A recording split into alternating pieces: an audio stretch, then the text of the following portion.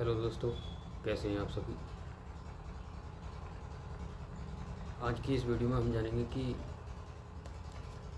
भारत और विश्व के भूगोल के बारे में और उनसे संबंधित महत्वपूर्ण प्रश्न।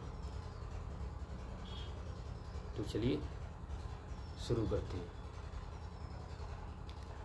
पहला क्वेश्चन है, विश्व की सबसे व्यस्त व्यापारिक नदी कौन सी है। विश्व की सबसे व्यस्त व्यापारिक नदी कौन सी है। तो विश्व की सबसे व्यस्त व्यापारिक नदी राइन नदी है।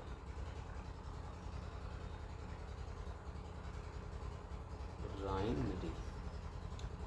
अगला है, सदाबहार वन पाए जाते हैं। सदाबहार वन कहाँ पाए जाते हैं। तो वो विषुवतीय क्षेत्र में पाए जाते हैं।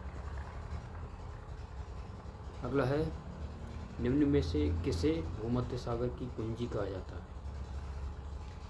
निम्न में से किसे भूमध्य सागर की कुंजी कहा जाता है। तो भूमध्य सागर की कुंजी जिब्राल्टर जल संधि को कहा जाता है। चलिए अगला देखते हैं। अगला है, हजार झीलों की भूमि के नाम से कौन प्रसिद्ध है। हजार झीलों की भूमि के नाम से कौन प्रसिद्ध है। तो हजार झीलों की भूमि के नाम से फिनलैंड प्रसिद्ध है। अगला है, श्वेत पेरिल गणतंत्र के नाम से भी कौन सा देश जाना जाता है। श्वेत पेरिल गणतंत्र के नाम से बेलारूस जाना जाता है। अगला है, मलेशिया की सिलिकॉन घाटी किसे कही जाती है।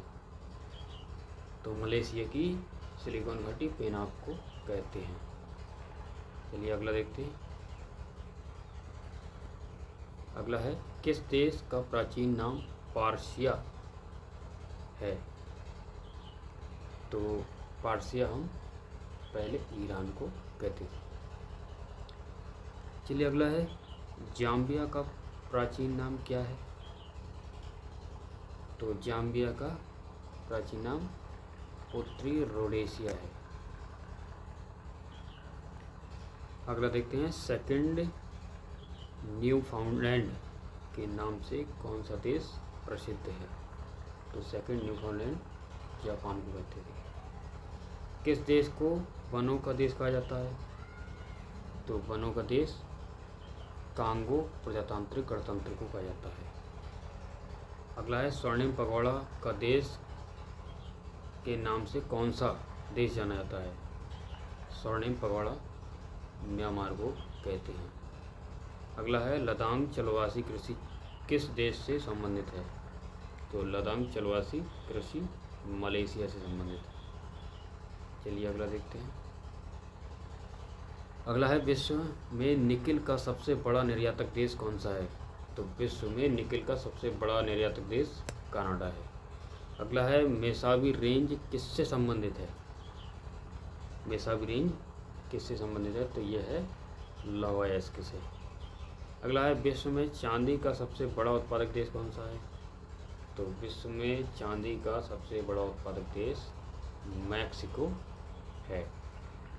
चलिए अगला देखते हैं, मुंबई से यूरोप जाने के लिए किस नहर जलमार्ग से होकर गुजरना पड़ेगा। तो मुंबई से यूरोप जाने के लिए सुएज नहर से गुजरना पड़ेगा। अगला है, मेघगर्जन वायुमंडल की किस परत में होता है। तो मेघगर्जन क्षोभमंडल में होता है। अगला है, संचार उपग्रह किस वायुमंडल स्तर में स्थित होते हैं।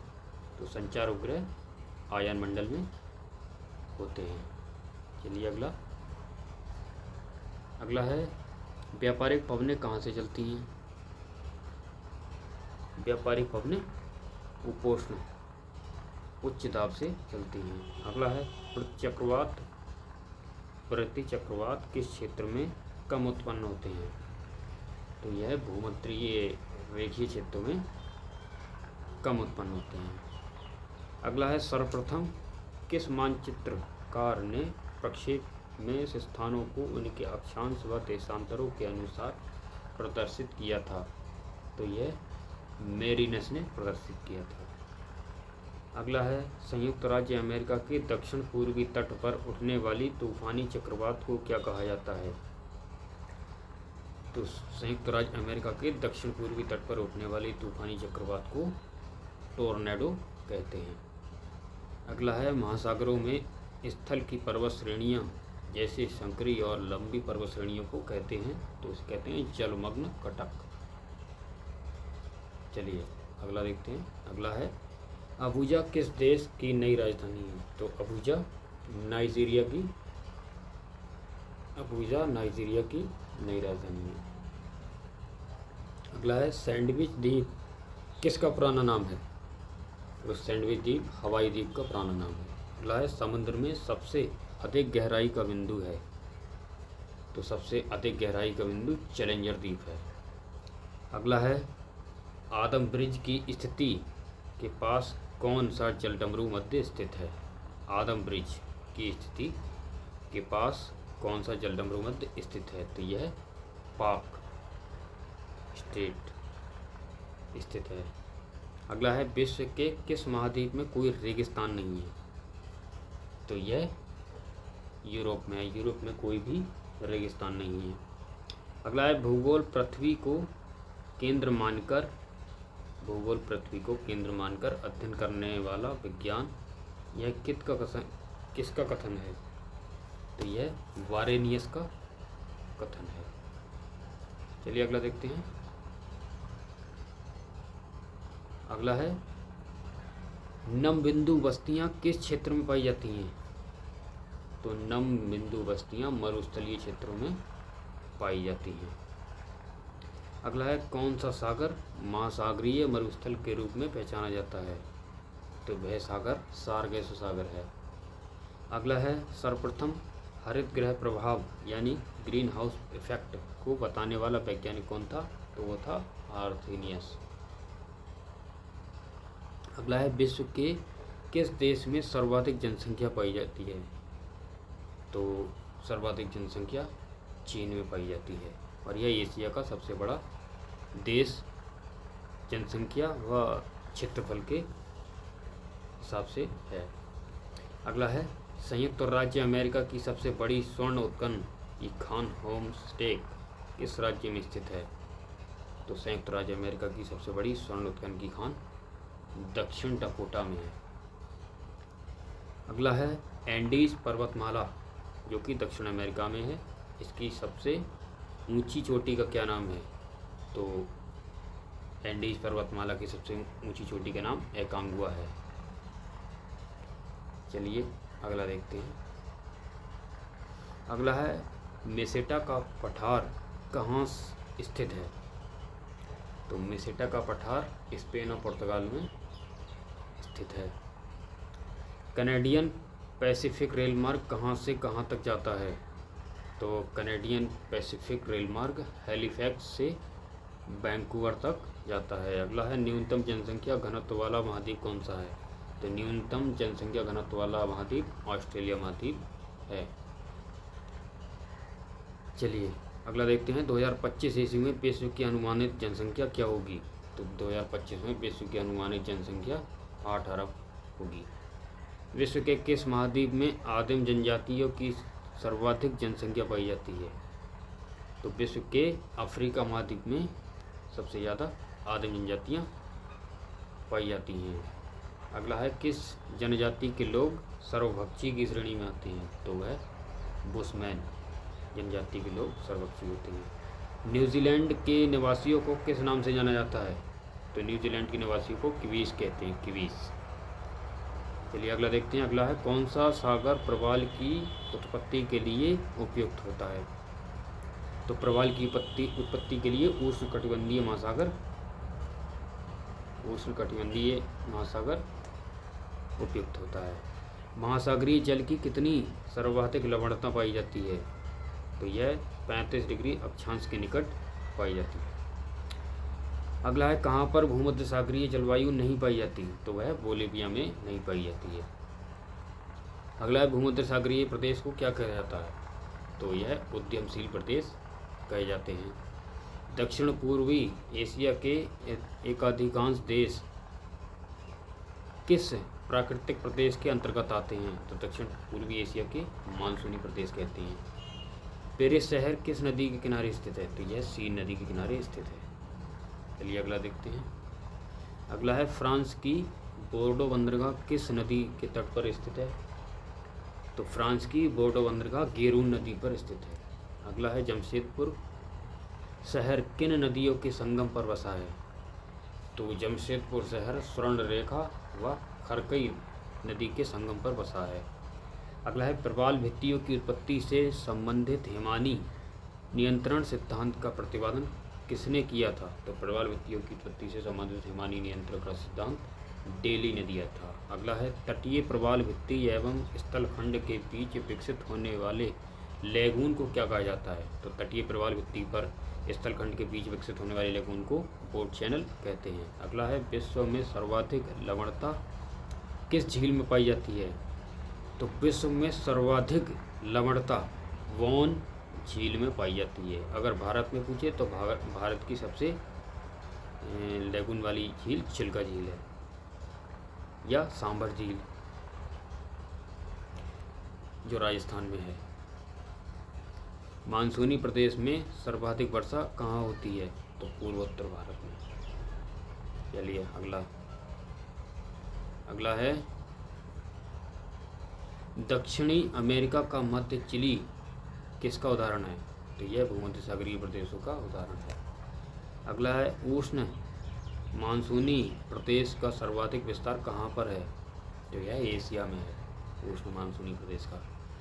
कांगो नदी में किस प्रकार की जलवायु पाई जाती है? कांगो नदी में विषुवतीय जलवायु पाई जाती है। मानसूनी प्रदेश को क्या कहा जाता है? तो मानसूनी प्रदेश को वृद्धिशील प्रदेश कहा जाता है। अगला है विश्व में तंबाकू का सबसे बड़ा उत्पादक देश कौन सा है? तो विश्व में सबसे बड़ा तंबाकू उत्पादक देश चीन को कहा जाता है।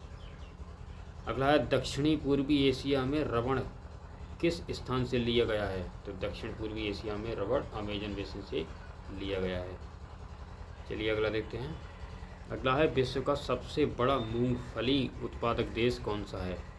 तो विश्व का सबसे बड़ा मूंगफली उत्पादक देश चीन को कहते हैं।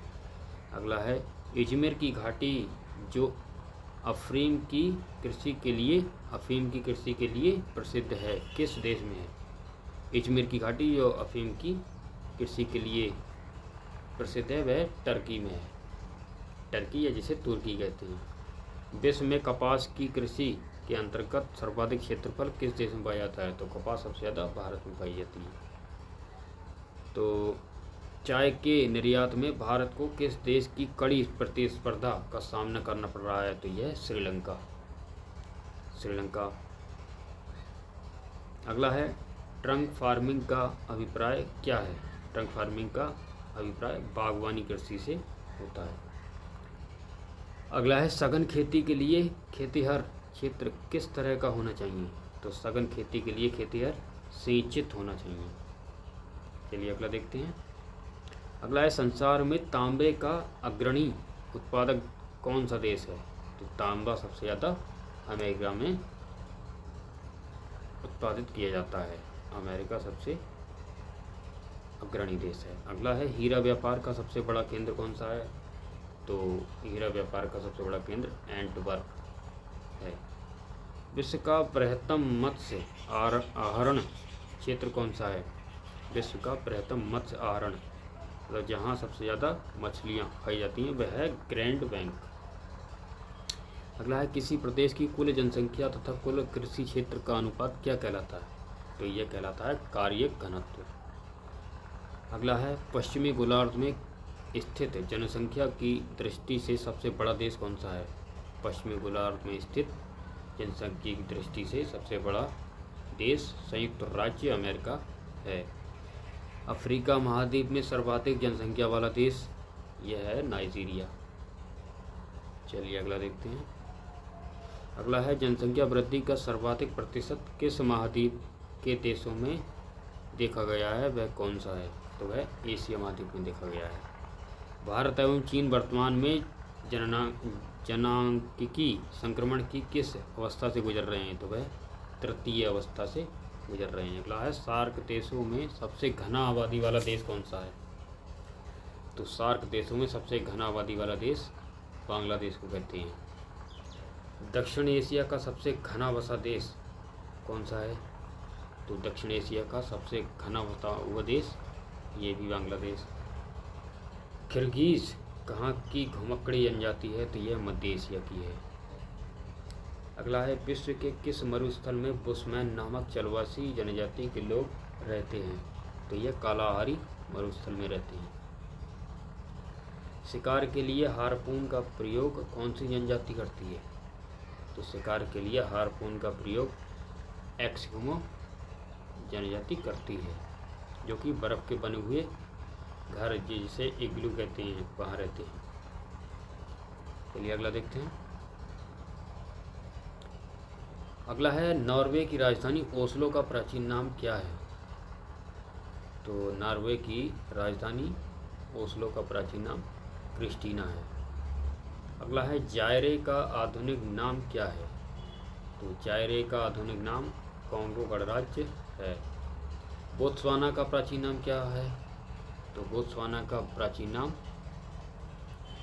बेचुआनालैंड है। किस देश का प्राचीन नाम कारमोसा है? तो यह देश है ताइवान। ताइवान का प्राचीन नाम कारमोसा है। एशिया का प्रवेश द्वार किसे कहा जाता है? तो एशिया का प्रवेश द्वार तुर्की या इंग्लिश में इसी को टर्की कहते हैं। हॉर्न ऑफ अफ्रीका में शामिल किए जाने वाला देश कौन से देश हैं? तो हॉर्न ऑफ अफ्रीका में इथियोपिया, सोमालिया और जिबूती 3 देश शामिल हैं। चलिए अगला देखते हैं। अगला है कौन सा देश प्यासी भूमि का देश कहलाता है? तो प्यासी भूमि का देश ऑस्ट्रेलिया कहलाता है। यूरोप के किस देश को लघु यूरोप कहा जाता है? तो यूरोप के फ्रांस देश को लघु यूरोप कहते हैं। अगला है मीनारों वाला शहर के उपनाम से कौन सा नगर जाना जाता है? तो यह है ऑक्सफोर्ड शहर। निसी शहर के नाम से कौन सा जाना जाता है? तो यह है लहासा। अगला है किस शहर को पूर्व का प्रवेश द्वार कहा जाता है? तो यह है सिंगापुर। सिंगापुर को पूर्व का प्रवेश द्वार कहते हैं। अगला है ब्राज़ील का मैनचेस्टर कौन कहलाता है? तो ब्राज़ील का मैनचेस्टर साओ पालो कहलाता है। चलिए अगला देखते हैं। अगला है इंग्लैंड का बगीचा कौन कहलाता है? तो इंग्लैंड का बगीचा कैंट को कहते हैं। अगला है दक्षिण पूर्व एशिया का स्थल अवरुद्ध देश कौन सा है? तो दक्षिण पूर्व एशिया का स्थल अवरुद्ध देश लाओस है। अगला नंबर क्षेत्रफल की दृष्टि से विश्व का सबसे बड़ा भू आवेष्टन देश कौन सा है? तो क्षेत्रफल की दृष्टि से सबसे बड़ा भू आवेष्टन देश मंगोलिया को कहते हैं। अगला है भू आकृति विज्ञान का जन्मदाता किसे कहते हैं? तो यह है पेशेल। पेशेल को भू आकृति विज्ञान का जन्मदाता कहते हैं। अगला है प्रसिद्ध भौगोलिक ग्रंथ किताब उल हिंद के लेखक कौन हैं? तो यह हैं अल-बरूनी। अगला है वायु में आपेक्षिक आर्द्रता मापन हेतु कौन सा उपकरण है? तो वायु में आपेक्षिक आर्द्रता हाइग्रोग्राफ द्वारा मापते हैं। तो चलिए कैसी लगी आपको वीडियो? अगर आपको अच्छी लगी हो तो लाइक करें, ज़्यादा से ज़्यादा शेयर करें और चैनल को सब्सक्राइब ज़रूर करें। तो चलिए अब चलते हैं। जय हिंद, जय भारत।